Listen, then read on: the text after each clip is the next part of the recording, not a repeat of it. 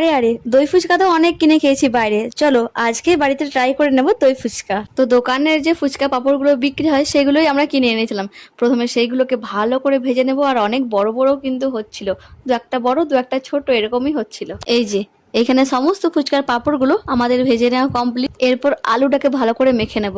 আলুটা মাখার জন্য আমি এখানে লঙ্কা কুচি, পেঁয়াজ কুচি আর ভেজানো ছোলা দিয়ে ভালোভাবে আলুটাকে চটকে চটকে মেখেছিলাম। তার সঙ্গে দিয়েছিলাম স্বাদ মতো লবণ, আর মা বানিয়েছিল একটা ভাজা মশলা, সেইটাকেও দিয়েছিলাম আলু সেদ্ধর মধ্যে। উফ, খেতে যে কি টেস্টি হয়েছিল। সো এখানে আমি এবার দই, সেও, পেঁয়াজ কুচি সমস্ত কিছু রেডি করে নিয়েছি। চলো এবার এক এক করে ফুচকার মধ্যে আলু ভরা যাক। আর এই দই ফুচকাটা বানিয়েছিল আমার শাশুড়ি মা, আমি শুধু একটু হেল্প করে দিয়েছি হাতে হাতে, আর কিছু না। তো এখানে এক এক করে সমস্ত ফুচকাতে আলু ভরে সবারই জন্য প্লেটে প্লেটে সাজিয়ে দিয়েছি, আর দই, সেও, পেঁয়াজ সমস্ত কিছু দিয়েও দিয়েছি। আর খেতে কিন্তু হেভি টেস্ট হয়েছিল। তো চলো আজকের মতো এইটুকুই, দেখা হচ্ছে আবার অন্য কোনো মিনি ব্লগে। ততক্ষণের জন্য সকলে ভালো থেকো, টাটা।